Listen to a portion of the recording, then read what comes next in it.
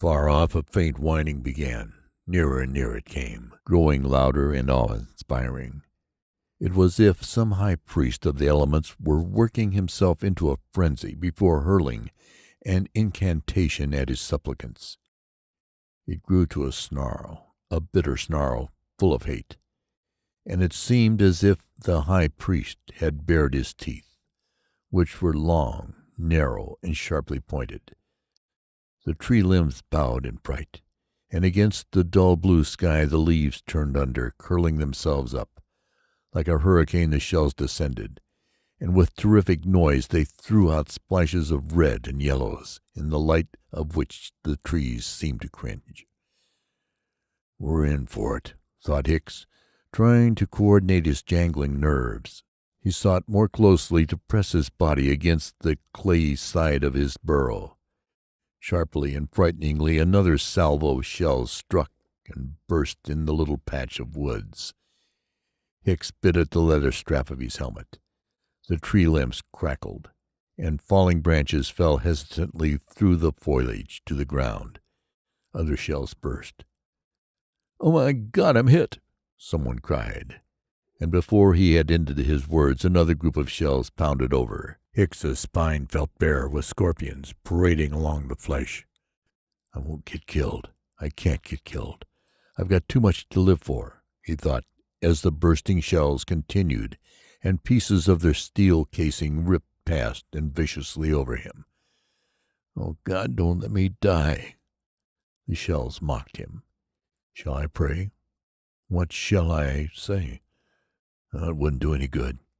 But he formulated an incoherent prayer between interruptions of his fancying that among the trees was a huge black animal with fiery eyes and hooves of brimstone that were kicking and prancing all over the woods.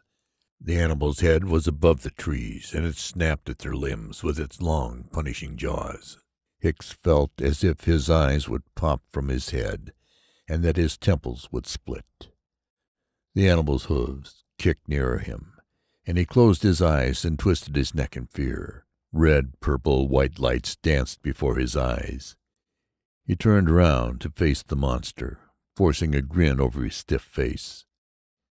Then he began to cry, and then blackness. All was blackness. The morning sun sent wavering rays through the boughs of the trees and exposed the white stumps whose tops had been blown to the earth by exploding shells. Tree limbs with ghastly butts lay dead still on the thick, calm grass. Steel helmets, spattered with blood, were now and then encountered on the ground. On the space where the captain had been lying, there was a blood-soaked shoe and a helmet turned bottom up and neatly holding a mass of brains. Nearby lay a gas mask which would never again be used, and near it the sleeve of a coat. Hicks awakened and cautiously sat up, his head peeping over the top of his burrow, close enough to be touched the body, the legs spread wide, the chin raised high, and the chest, slightly puffed, offered its belly to the sun. Hicks stiffly got out and looked at the body. "By God, they did come close all right," he breathed. Hicks walked over to the helmet.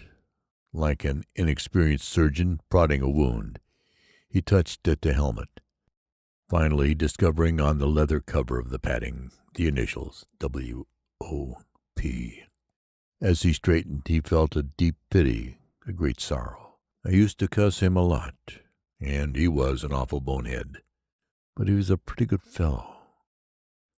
Weighted down by two large food containers, 4 men made their way, stumbling and cursing, into the patch of woods. Seeing no one but Hicks, one angrily called, "Hey, you guys, don't you want no chow?" Out of nowhere, a group of perhaps 25 men gathered around the pails of food. "All right, you guys, snap it up. We can't wait here all day. Quit fingering your noses and grab your mess kits." Another man, resting from carrying the heavy stuff, started forth. "Oh, the infantry and the cavalry, and the dirty engineers.